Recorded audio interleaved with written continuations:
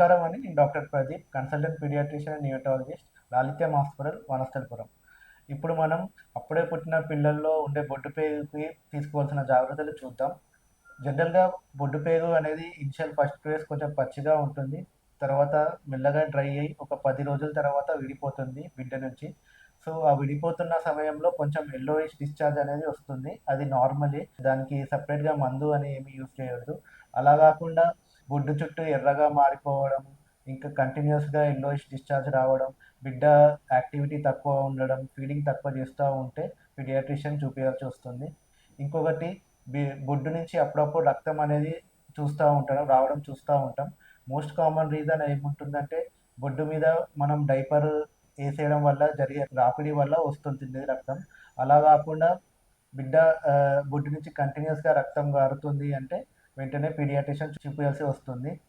So, ఇంకా 2 వారాల తర్వాత కూడా బిడ్డ నుంచి విడిపోకపోవడం, కంటిన్యూయస్‌గా రక్తం గారడం, కంటిన్యూయస్‌గా యెల్లోయిష్ డిశ్చార్జ్, ఇంకా అక్కడ రెడ్‌నెస్ రావడం, స్వెల్ ఇంకా వాపు రావడం ఆ ఏరియాలో ఉంటే వెంటనే దగ్గరున్న పీడియాట్రిషియన్ చూపియాలి.